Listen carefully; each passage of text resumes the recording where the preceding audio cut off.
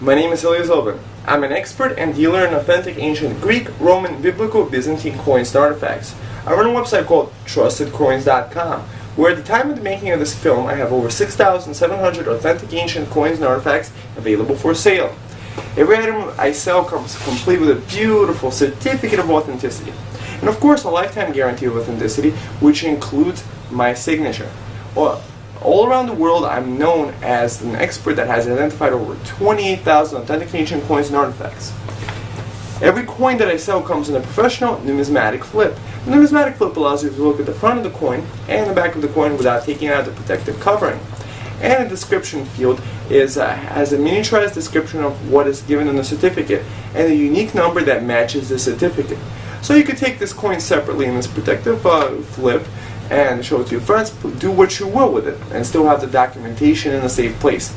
The description is professionally done, many times citing a major reference or collection. And on the back you get the history of the item that you have purchased. So you can learn a lot just from getting this as a gift or giving this as a gift. Or this makes a great heirloom. Or if you believe as I do, this is the greatest investment out there, you may want to check out my site, Trusted Coins. Today I'm going to be discussing Pontius Pilate. Pontius Pilate was a Roman procurator of Judea. He is chiefly known for being responsible for the trial and the crucifixion of Jesus Christ. In this painting, you have the depiction of Pontius Pilate over here, standing, holding his hand out this way and asking the crowd, what shall I do with this man, Jesus? And the long story short, Jesus winds up getting crucified. I have coins of Pontius Pilate in my store, authentic ancient, all with a lifetime guarantee of authenticity, and they're very popular. So you may want to check it out before somebody else winds up buying these wonderful historical coins. Now for his history. Pontius Pilatus, known in the English-speaking world as Pontius Pilate, was the 5th prefect of the Roman province of Judea from AD 26 to 36. He is best known as a judge at Jesus' trial and the man who authorized the crucifixion of Jesus. As prefect, he served under Emperor Tiberius. Pilate avoids responsibility for the death of Jesus. In the Gospel of Matthew, Pilate washes his hands to show that he was not responsible for the execution of Jesus and reluctantly sends him to his death. The Gospel of Mark, depicting Jesus as innocent of plotting against the Roman Empire. In the Gospel of Luke, Pilate not only agrees that Jesus did not conspire against Rome, but Herod Antipas, the Tetrarch of Galilee, also finds nothing treasonable in Jesus' actions. We find in the Gospel of John, Pilate states, I find no guilt in him. And he asked the Jews if Jesus should be released from custody. Pontius Pilate's title was traditionally thought to have been procurator, since Tacitus speaks of him as such.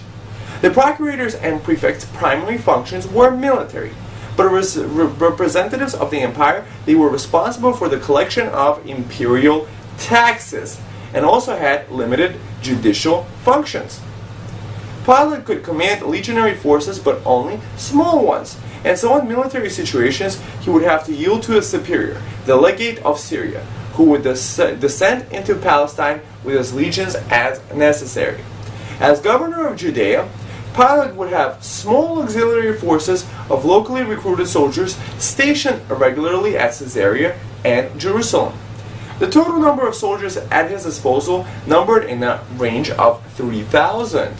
According to the canonical Christian Gospels, Pilate presided at the trial of Jesus, and despite stating that he personally found him not guilty of crime meriting death, handed him over to crucifixion.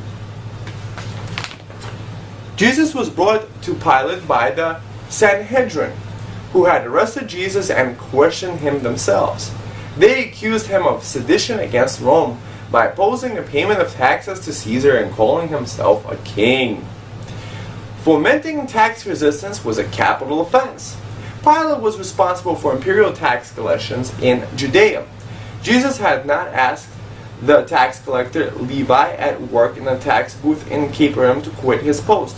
Jesus also appears to have influenced Zacchaeus, a chief tax collector in Jericho, which is in Pilate's tax jurisdiction, to resign. Pilate's main question to Jesus was whether he considered himself to be the king of the Jews in attempting to assess him as a potential political threat. "Are you king of the Jews?" asked Pilate. "It is as you say," Jesus replied. Pilate appears to have been reluctant to allow the crucifixion of Jesus, finding no fault with him. Even Pilate's wife spoke to him on Jesus' behalf. It was the custom of the Roman governor to release one prisoner at Passover. Pilate brought out Barabbas, a murderer, and told the crowd to choose between releasing Barabbas or Jesus as per the custom, in the hopes of getting them to request the release of Jesus.